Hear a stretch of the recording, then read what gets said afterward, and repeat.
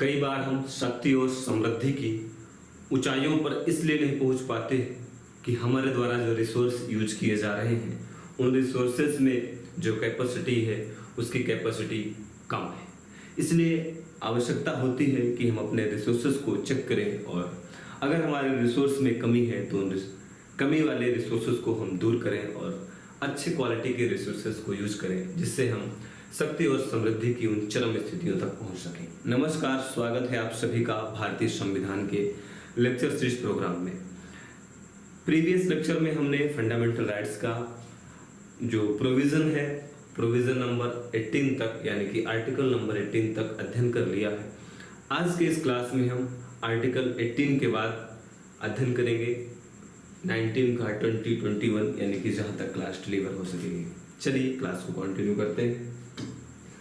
Article 19 के तहत हमारे संविधान निर्माताओं ने जब हमारा संविधान बना था तो इसके तहत हमें 7 प्रकार की उन्होंने फ्रीडम दी थी और हम लोगों को कहा था कि स्वतंत्रताएं हैं, आप इन स्वतंत्रताओं का यूज करें और अपने को डेवलप करें, देश को डेवलप करें। लेकिन कालांतर में आर्टिकल 19 के तहत जो 7 प्रकार की स्वतंत्रताएं थी उनमें से एक स्वतंत्रता देश के विकास में बाधक थी, तो उसको संविधान में अमेंड किया गया और वो अमेंडमेंट नंबर था 44वां यानी कि 44 और ईयर था 1978 का। सरकार थी मोरारजी देसाई साहब की, तो इसको हटा दिया गया है। इसी के तहत हम उसका भी अध्ययन कर लेंगे। आर्टिकल 19 के तहत जो पहली स्वतंत्रता है वह है स्पीच एंड एक्सप्रेशन यानी कि वाक और अभिव्यक्ति की आजादी, यानी कि बोलने यानी कि कहने की आजादी और अपने विचारों को व्यक्त करने की आजादी है। तो सिंपल सा है कि आपका मन है कि आप बोलना चाहते हैं, आप बोलें,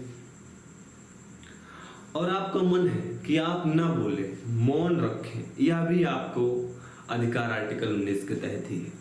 क्योंकि आर्टिकल 19 एक ऐसा आर्टिकल है हमारे कॉन्स्टिट्यूशन के प्रोविजंस का कि जो लोगों को किसी की भी सकारात्मक आलोचना करने, किसी भी मुद्दे पर अपनी बात को रखने, देश के प्रधानमंत्री को सकारात्मक रूप से उनकी आलोचना करने के लिए, देश के पार्लियामेंट के बारे में, देश की सरकारी नीतियों के बारे में, देश के किसी भी विषय के बारे में बोलने की आज़ादी है, धार्मिक विषय पर बोलने की आज़ादी है, राजनीतिक विषय पर बोलने की आज़ादी है। आप किसी भी माध्यम से किसी को टीचिंग देना चाहते हैं उसकी आज़ादी है। तो ऑल ओवर आर्टिकल 19 का जो स्पीच एंड एक्सप्रेशन का प्रोविजंस है यह व्यक्ति बनाता है, व्यक्ति को अपने मनोभावों को व्यक्त करने की आज़ादी प्रदान करता है। इसी में एक्सप्रेशन की भी आज़ादी है। क्या एक्सप्रेशन यानी कि अभिव्यक्त करने के लिए, और आप अभिव्यक्त कई माध्यमों से कर सकते हैं। आप चाहें तो प्रिंट मीडिया में अपनी कोई बात रख सकते हैं, जैसे कुछ लोग एड्स अपना देते हैं। तो क्या ये आर्टिकल 19 के तहत जो आपको आज़ादी दी गई है, आप किसी का पुतला बना देते हैं, यू कैन, क्योंकि आपको ये आज़ादी है। कभी कभी लोग क्या करते हैं, किसी नेता से बहुत नाराज हो जाते हैं तो उसका पुतला फूंक देते हैं, उसका कार्टून बना देते हैं। ये सब कहां पर है? ये सब आर्टिकल 19 के तहत ही दिया गया है।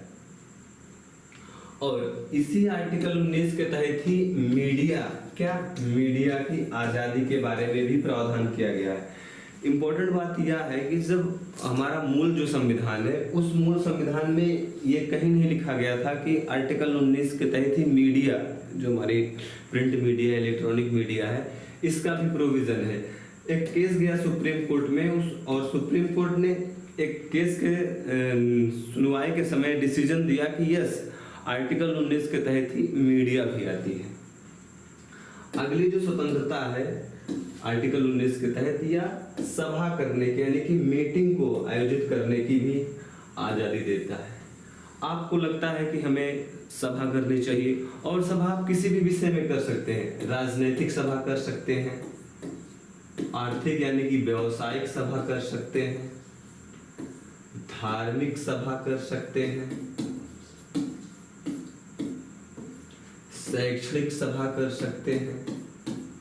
तो आर्टिकल 19 के तहत आपको यह राइट दिया गया है कि आपका मन है कि आप अपनी बातों को रखने के लिए लोगों को बुलाना चाहते हैं, एक जगह पर एकत्र करना चाहते हैं, तो आप कर सकते हैं। आप देखते हैं जो राजनीतिक दल होता है, जब चुनाव होता है तो बड़ी बड़ी रैलियों को आयोजित करते हैं, वहां पर सभाएं आयोजित करते हैं, लोगों को बताते हैं हमको ही वोट दीजिए, हम ही हैं जो आपका कल्याण कर सकते हैं, बाकी अन्य पार्टी आपका कल्याण नहीं आपका विनाश करेंगी।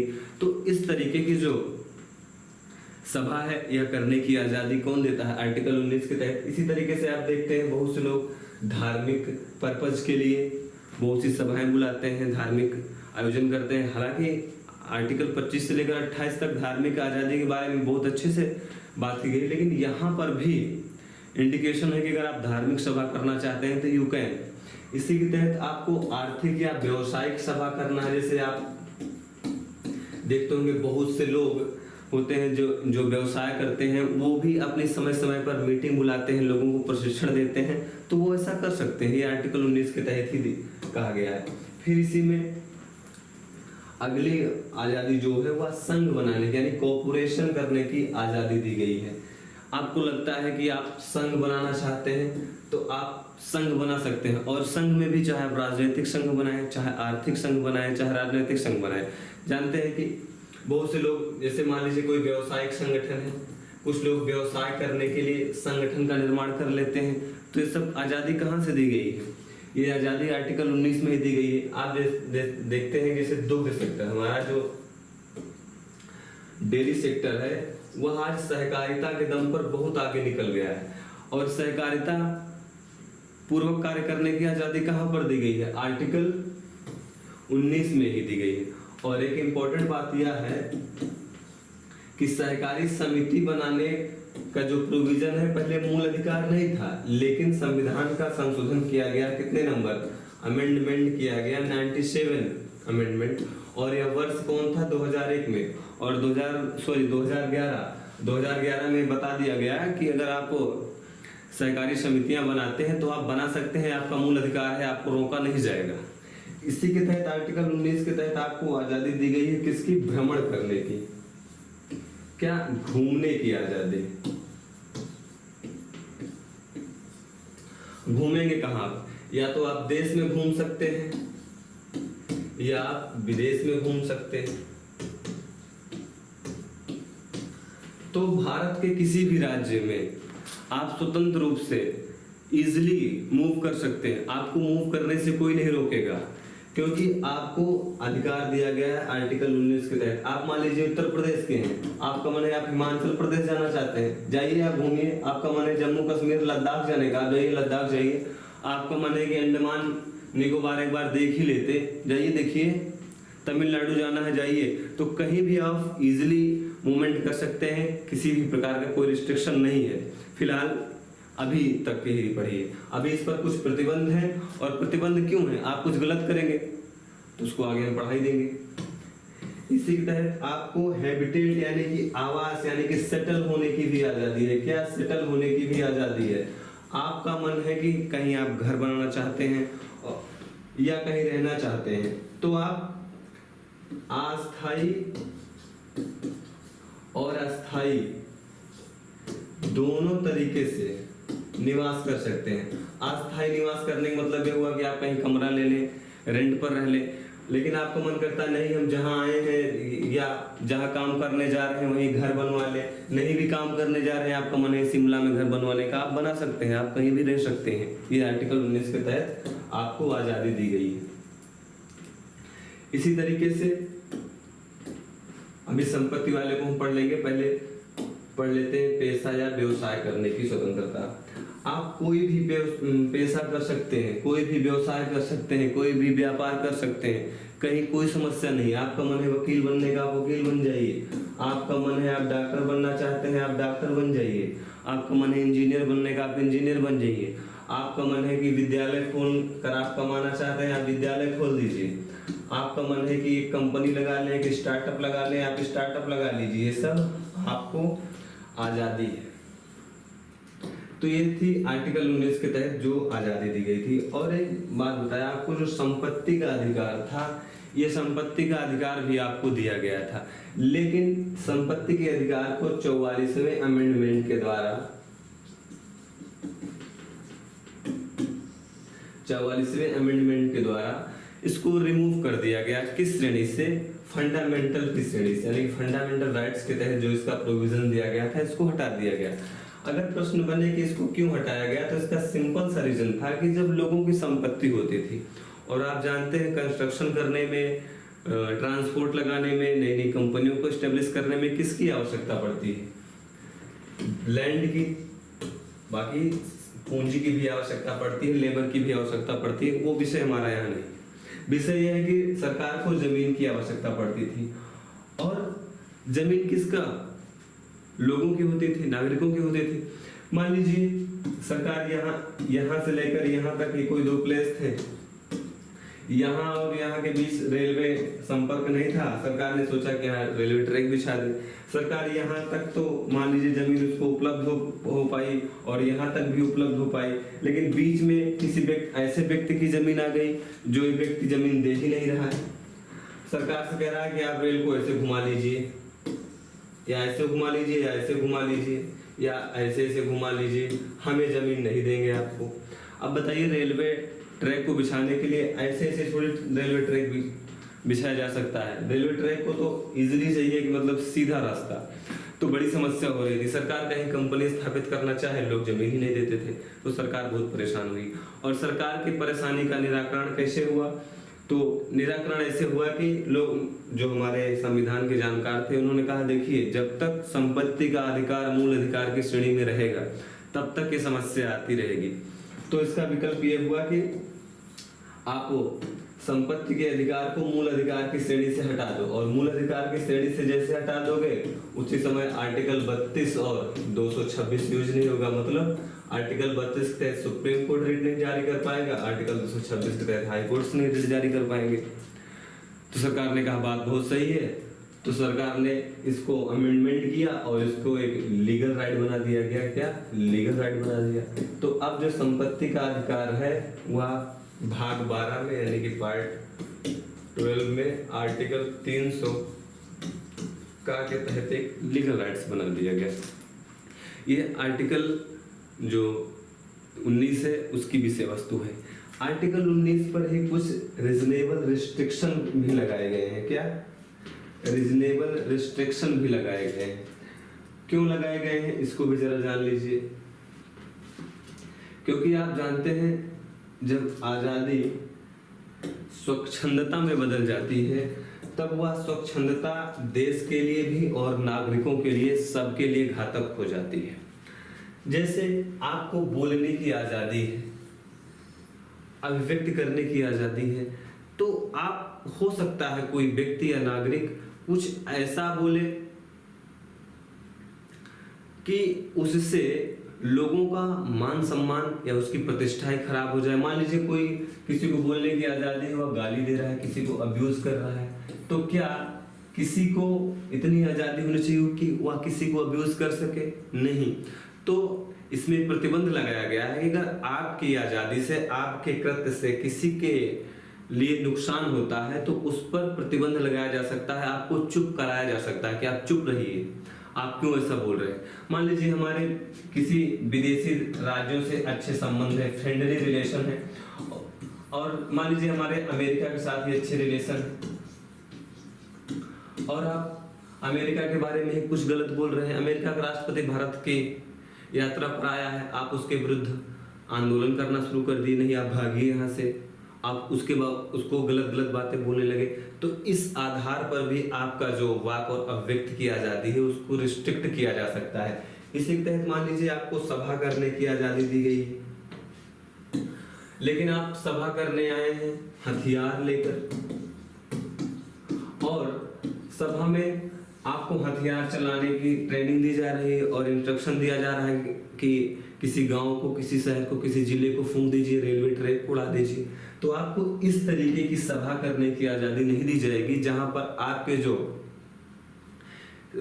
लक्ष्य हैं वह देश के लिए घातक है, देश की एकता, अखंडता, संप्रभुता के लिए नुकसानदायक हो सकते हैं। इसी तरीके से आपको आजादी दी गई है संघ बनाने की, और आप संघ इसलिए बना रहे हैं कि हम किसी पार्टिकुलर क्लास को, पार्टिकुलर समाज को, पार्टिकुलर संस्था को बर्बाद करेंगे। एसोसिएशन आप इसलिए बना रहे हैं कि उससे देश विरोधी गतिविधियां की जाएं, तो आपको ऐसी स्थिति में भी कार्य नहीं करने दिया जाएगा और आपके जो अधिकार है उसको रिस्ट्रिक्ट किया जाएगा। और क्यों रिस्ट्रिक्ट किया जा रहा है कि आप एसोसिएशन बनाइए, लेकिन आपका एसोसिएशन पॉजिटिव वे में कार्य करना चाहिए। इसी तरीके से आर्टिकल 19 में आपको भ्रमण करने की आजादी यानी कि इजिली मूवमेंट करने की आजादी दी गई है एक राज्य से दूसरे राज्य के बीच। लेकिन आप पेशेवर अपराधी हैं। क्या? पेशेवर, यानी कि आपका काम ही है कि यहाँ से वहां तक अपराध करना, पूरे देश में घूम घूम कर अपराध करना, तो आपको पकड़ के जेल में डाल दिया जाएगा। और आप ये नहीं कह सकते देखिए हमको भ्रमण करने की आजादी थी, आप हमको जेल में कैसे डाल दी, हम तो तमिलनाडु जा ही नहीं पा रहे क्योंकि हमको वहां बम फोड़ना था। आप उत्तर प्रदेश हमको नहीं जाने दे रहे, हमको उत्तर प्रदेश में बम फोड़ना था, तो आपको इस कार्य के लिए नहीं घूमने टहलने दिया जाएगा कि आप घूमे टहलिए और पूरे देश में बम विस्फोट करिए। इसी तरीके से मान लीजिए एसटी एरिया है। एसटी एरिया में आप जानते हैं इनर लैंड परमिट कहीं कहीं लागू है। इनर लैंड परमिट का मतलब ये हुआ कि कुछ ऐसे क्षेत्र हैं जहां पर आपको जाने के लिए परमिशन लेनी पड़ती है, और जो परमिशन कार्ड होता है एसटी एरिया का उसे इनर लैंड परमिट कहते हैं। कोई एसटी एरिया है जहां एसटी एरिया पर प्रतिबंध क्यों है जाने आने के लिए? इसलिए है क्योंकि वो लोग अभी आदिम स्वरूप में रहते हैं और आप यहाँ से बड़ा बड़ा मोबाइल, बड़ा बड़ा कैमरा ले जाके आप उनके सारे जो प्राइवेसी है उसको ही भंग कर दीजिए, तो वहां पर भी आपको जाने से मना कर दिया जाएगा। इसी तरीके से आपको आवास बनाने की आजादी है, लेकिन आप आवास से नहीं कहेंगे कि हम संसद भवन की जो बिल्डिंग है, संसद भवन का मान लीजिए ये बिल्डिंग है, अब आप बोलेंगे हम इसी के ऊपर एक मंजिल घर बना के रहना चाहते हैं, तो आपको इस तरीके की जो अतिशयोक्ति भरे सपने हैं इनको पूर्ण नहीं करने दिया जाएगा। मान लीजिए कहीं पर मिलिट्री कैंप है और आप बोलेंगे मिलिट्री कैंप के अंदर ही घर बनाना चाहते हैं क्योंकि हम वहां बहुत सुरक्षित रहेंगे, तो ऐसी जो आपकी हाइपोथेसिस है इसको भी नहीं पूर्ण किया जाएगा। आप वही घर बनाइए जहां किसी को कोई दिक्कत नहीं है। ये नहीं कि आप किसी के घर के बीचों बीच में बोलेंगे हम यहाँ कमरा बना लेते हैं अपने रहने के लिए, नहीं, ऐसा नहीं है, ऐसा नहीं करने दिया जाएगा। इसी के तहत आपको पेशा करने, व्यवसाय करने की आजादी है। मान लीजिए आपका मन है कि आप डॉक्टर बनना चाहते हैं, अगर आपको डॉक्टर बनना है तो आप पहले MBBS की डिग्री लीजिए या BMS की डिग्री लीजिए, बाकी अन्य जो भी डिग्रियां हो, तो आपके पास योग्यता भी होनी चाहिए। पता चला आप इंजेक्शन लगा रहे हैं, जिस इंजेक्शन से जानवर को इंजेक्शन लगता है उसी नीडल से आप मानव का इंजेक्शन लगा रहे हैं। दवा बुखार है, बुखार आप दे रहे हैं, पेट दर्द की दवा, तो अगर आपको जिस व्यवसाय को करना है ठीक है आप कर सकते हैं, लेकिन उसकी जो योग्यता है आपको योग्यता भी फुलफिल करनी चाहिए। पता चला आपको मन कर रहा है कि हम इंजीनियर बन जाएं और आप पढ़े क्या हैं, ग्रेजुएशन किए हैं मानविकी विषय से, तो आप मानविकी विषय से ग्रेजुएशन करके आप इंजीनियर का कार्य नहीं करने दिया जाएगा। तो कहने का मतलब ये है कि व्यवसाय करने का आजादी है, पैसा करने की आजादी है, तो उसके लिए जो योग्यताएं हैं वो आपको फुलफिल करना पड़ेगा। इसी तरीके से आपको व्यापार करने की आजादी है। अब आप इस पे ट्रैफिकिंग कर रहे हैं, क्या ट्रैफिकिंग कर रहे हैं, किसकी?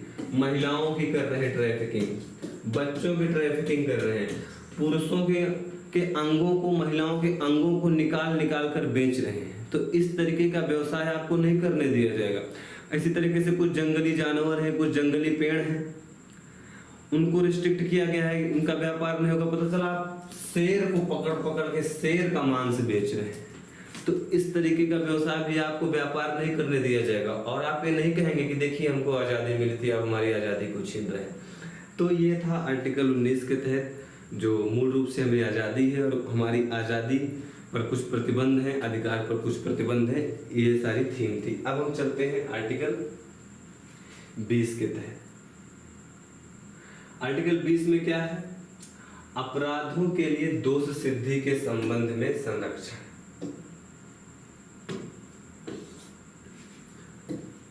इसका मतलब क्या हुआ? इसके तहत मेनली 3 विषय दिए गए हैं। क्या? कार्यतर विधि से संरक्षण, दोहरे दंड से संरक्षण और सेल्फ इंक्रिमिनेशन यानी कि आत्म अभिशंसन से मुक्ति, क्या सेल्फ इंक्रिमिनेशन, यानी कि अपने विरुद्ध गवाही देने से मना, अपने विरुद्ध गवाही के लिए किसी को प्रेरित नहीं किया जाएगा। अब जो तीनों बातें हैं आर्टिकल 20 के तहत, इसको हम जान लेते हैं। इसमें है कार्येतर विधि से संरक्षण। इसका सिंपल सा मतलब ये हुआ कि अगर कोई व्यक्ति है जो आज की डेट में अपराध करता है, क्या आज अपराध करता है, और मान लीजिए अपराध क्या किया इसने किसी व्यक्ति का पैर तोड़ दिया, और पैर तोड़ने की आज की डेट में सजा क्या है, मान लीजिए कि 5 वर्ष का कारावास है। ये पहली कंडीशन हो गई, ध्यान समझना। दूसरी कंडीशन क्या है, मान लीजिए 2 दिन बाद जो है पैर तोड़ने की सजा 10 वर्ष हो गई। पैर तोड़ने की सजा कितने साल हो गई, 2 वर्ष। तो इसका मतलब ये हुआ कि आज जो अपराध व्यक्ति कर रहा है और आज की डेट में अपराध के लिए जो सजा है वही सजा इस व्यक्ति को दी जाएगी, भले ही सजा का जो पैटर्न था वो चेंज हो गया। तो वर्तमान में जो अपराध कर रहा है और उस अपराध के लिए जो सजा है उस सजा से ही व्यक्ति को ट्रीट किया जाएगा या सजा दी जाएगी। ये आर्टिकल 20 की पहली बात कहती है।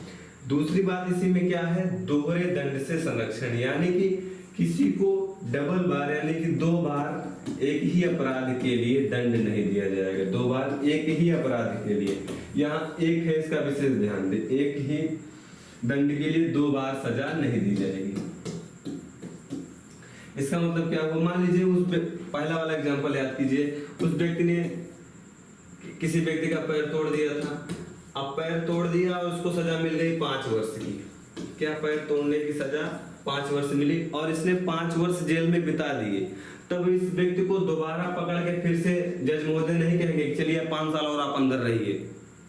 तो एक बार सजा मिल गई और सजा को उसने पूरा कर लिया, सजा काट लिया, तो फिर उसी अपराध के लिए उसको दोबारा दंड नहीं दिया जाएगा। लेकिन इंपॉर्टेंट बात यह है कि मान लीजिए उसने फिर से अपराध कर दिया, कोई फिर से उसने दूसरा पैर तोड़ दिया, तो फिर उसके लिए भी उसको जेल जाना पड़ेगा। टोटलिटी का मीन यह है कि एक अपराध के लिए सजा एक बार दी जाएगी। इसी तरीके से इसमें अगली बात भी कही गई है, सेल्फ इंक्रिमिनेशन, यानी कि आप अपने विरुद्ध गवाही नहीं देंगे और गवाही को देने के लिए कोई कहेगा भी नहीं। अपने विरुद्ध गवाही नहीं देंगे, न लिखित न मौखिक, ना ही लिखित ना ही मौखिक, न रिटन फॉर्म में ना बोल के। तो आर्टिकल 20 ये भी राइट्स देता है कि आप अपने विरुद्ध गवाही ना दें। अगर आपको अपने विरुद्ध गवाही देने के लिए कोई भी कह रहा है, आपको कहेगा कौन, पुलिस विभाग कहेगा, तो आप पुलिस विभाग के विरुद्ध जा भी सकते हैं। कहां, कोर्ट जाइए और बोलिए कि ये ऑफिसर या ये पुलिस का व्यक्ति जो भी हो, ये हमें अपने विरुद्ध गवाही देने के लिए बोल रहा है। और ऐसा अगर पुलिस करता है तो पुलिस के विरुद्ध कार्यवाही होगी। कौन है कह रहा, आर्टिकल 20 की विषय वस्तु कह रही है। लेकिन इंपॉर्टेंट बात यह है कि मान लीजिए आपने मर्डर किया है, तो क्या होगा कि आप बोल देंगे कि हमने मर्डर नहीं किया, आप सजा से मुक्त हो जाएंगे। नहीं, इसके लिए फिर और जो साक्ष्य की जरूरत है, क्या एविडेंस की जरूरत है, वो सारे एविडेंस कलेक्ट किए जाएंगे, आपकी फिंगरप्रिंटिंग ली जाएगी, आपने जिस हथियार से कत्ल किया है या किसी को मारा है वो हथियार ढूंढा जाएगा, वो आईपीसी का विषय है। सिंपल सी बात है कि जनरल वे में आपको अपराध स्वीकार करने के लिए फोर्स नहीं किया जाएगा। अब हम देखते हैं अगला आर्टिकल। अगला आर्टिकल है जीवन एवं दैहिक स्वतंत्रता। क्या, life and personal liberty. Article 21 की विषय वस्तु क्या है, लाइफ एंड पर्सनल लिबर्टी।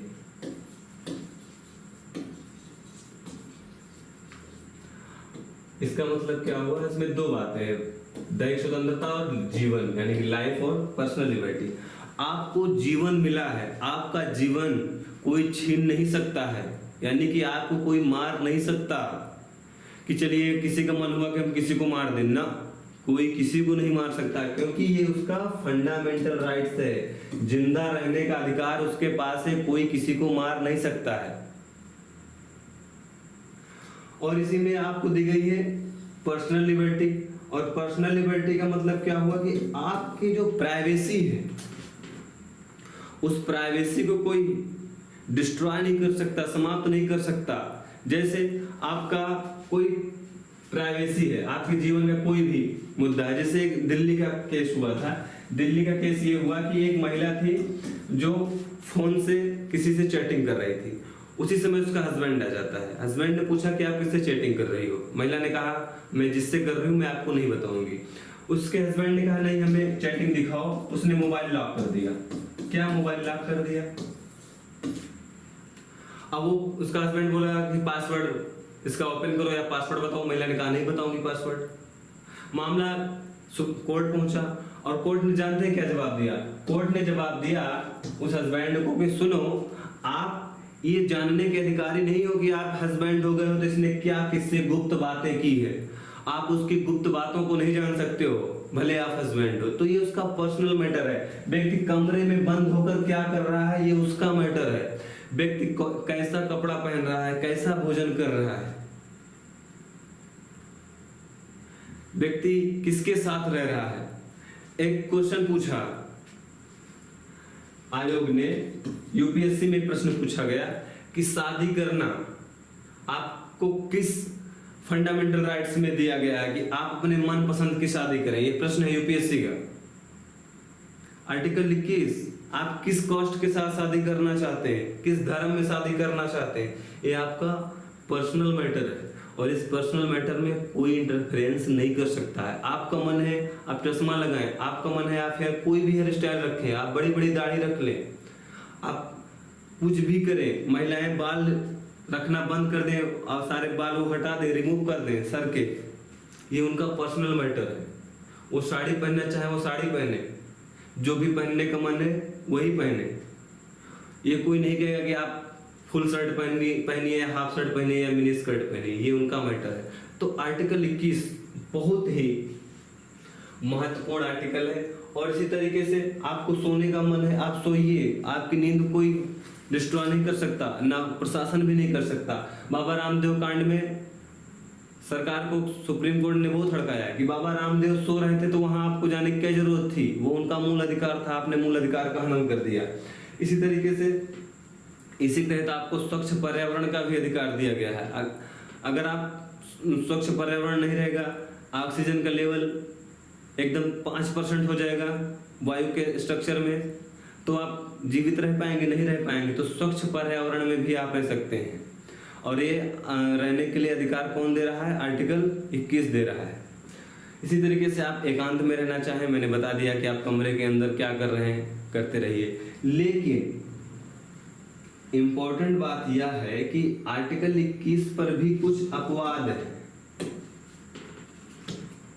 जैसे आपको कहा गया है कि आपके जीवन को कोई समाप्त नहीं कर सकता, लेकिन आपको किसी अपराध के बदले में सजा मिली है कि उसके लिए मृत्युदंड ही होगा। जैसे अभी जो दिल्ली वाला रेप कांड था उसके तहत अपराधियों को प्राणदंड मिला, तो क्या वो प्राणदंड जो मिला वो उसके लिए सजा उनको नहीं मिलेगी?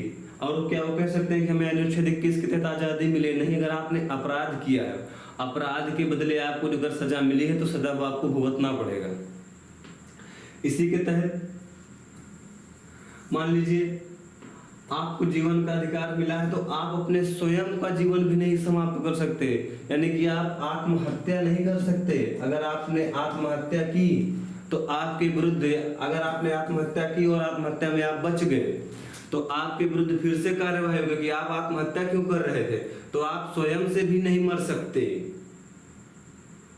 जैसे संलेखना पद्धति थी जैन धर्म की, संलेखना में क्या होता था, बिना खाए पिए कुछ देर रहते थे, उसके बाद जब उन सन्यासियों की डेथ हो जाती थी, सुप्रीम कोर्ट ने इस पर बैन लगा दिया कि नहीं ये आर्टिकल 21 का वायलेशन है, भले आपका धार्मिक बात है। तो आप मर नहीं सकते, आपको कोई मारेगा नहीं। और इसी पर्सनल लिबर्टी में आप मेनका गांधी केस को भी याद करें। मेनका गांधी केस में सुप्रीम कोर्ट ने कहा था कि अगर लोग विदेश घूमना चाहते हैं तो आप उनको विदेश जाने दीजिए, क्योंकि ये उनके लाइफ का मैटर है, उनकी पर्सनल लिबर्टी है।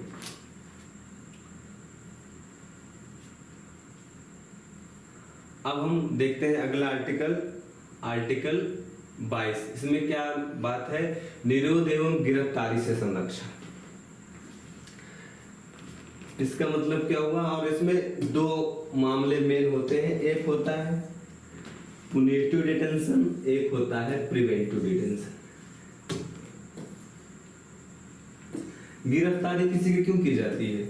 या तो उसने अपराध किया होगा, या अपराध कर दिया होगा, या अपराध करने जा रहा होगा, या 2-4 दिन बाद कर देगा, या 2-4 लोगों से करवा देगा।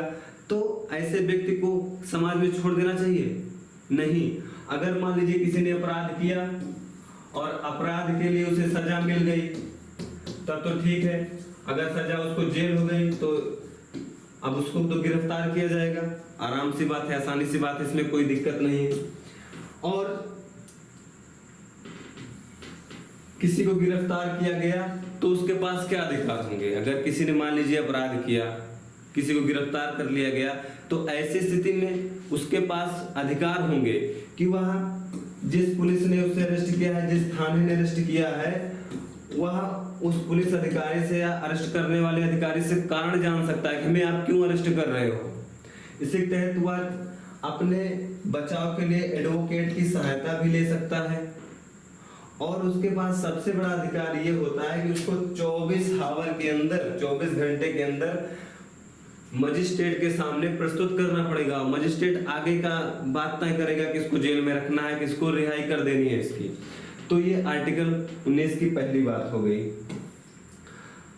और इम्पोर्टेंट बात यह है कि मान लीजिए जो 24 आवर का समय है, इसमें जो यात्रा का समय होता है इसको नहीं जोड़ा जाता। यात्रा के समय का मतलब ये हुआ कि मान लीजिए थाना कोई इतना बड़ा जिला है और इस जिले में यहाँ कोई थाना है और जिले का मुख्यालय ये है, और इस थाने से ले जाने में जो समय लगेगा उसको 24 घंटे में ऐड नहीं किया जाएगा। भले 6 घंटे लग जाए, चाहे 10 घंटे लग जाए, अगर 10 यात्रा का भले समय जोड़ देने पर 34 घंटा हो गया, लेकिन यात्रा के समय को लेस कर दिया जाएगा, यानी कि ये 10 आवर नहीं माने जाएंगे।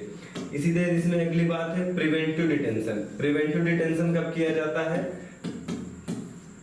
प्रिवेंटिव डिटेंशन तब किया जाता है कि मान लीजिए कोई ऐसा व्यक्ति है जो अपराध को उद्दीपन कर सकता है। क्या? अपराध का उद्दीपन कर सकता है। अपराध के उद्दीपन का मतलब अपराध को बढ़ावा दे सकता है। ये व्यक्ति बम नहीं फोड़ेगा। क्या? ये व्यक्ति बम तो नहीं फोड़ा मान लीजिए, लेकिन इसकी बात से ही बम फूट जाएगा। तो ऐसे व्यक्ति को पहले ही पकड़ के अरेस्ट कर लो, क्योंकि अगर ये समाज में रहा, देश में रहा, तो ये अपराध को बढ़ावा दे देगा। तो क्या फायदा है कि हम इंतजार करें कि हम तभी अरेस्ट करेंगे जब ये अपराध कर दे? अपराध करने से पहले अरेस्ट कर लो, संपत्ति का नुकसान नहीं होगा, लोगों का जान नहीं जाएगा, जान माल का बचत होगी। तो अगर सरकार को लगता है कि कोई व्यक्ति अपराध को अंजाम दे सकता है, तो अंजाम को देने से पहले अंजाम ये होता है कि उसको डिटेन कर दिया जाता है, उसको गिरफ्तार कर लिया जाता है, और ऐसा करने का अधिकार सरकार के पास होता है। तो जब इस व्यक्ति को मान लीजिए अरेस्ट किया गया, जैसे आप 370 का जब 370 का आर्टिकल रिमूव किया गया था, तो जम्मू कश्मीर के कुछ नेताओं को इसी आधार पर अरेस्ट कर लिया गया था कि ये लोग दंगा भड़का देंगे। सरकार ने इनको अरेस्ट कर लिया, उनके घर में ही उनको रख दिया कि आपने घर में रहिए, और चारों तरफ से पुलिस लगा दिया कि देखना ये निकल ना पाए कहीं से। तो क्या हुआ? इनको डिटेंड कर दिया गया। लेकिन जो इन लोगों को डिटेंशन किया जाता है, इसमें इनको अगर आवश्यकता पड़ी सरकार को, तो या अगर ये लोग पूछे कि हमें बताओ क्यों अरेस्ट कर रहे हो, तो सरकार बता सकती है। अगर उसका मन है कि आपको हम इस अपराध में अरेस्ट कर रहे हैं, सरकार का मन नहीं तो अरेस्ट का कारण बताना नहीं बताएगी। इसी तरीके से 3 माह तक इनको बिना वकील बिना दलील अंदर रख सकती है सरकार, बिना वकील बिना दलील बिना अपील के इनको 3 महीने तक रख सकती है। और अगर सरकार का मन हुआ कि अभी इनको और रखना है तो एक कमेटी गठित कर देगी और कमेटी की अनुशंसा मान लीजिए यही आई कि इनको 6 साल तक अंदर रखो, तो इनको 6 साल तक अंदर रखा जा सकता है।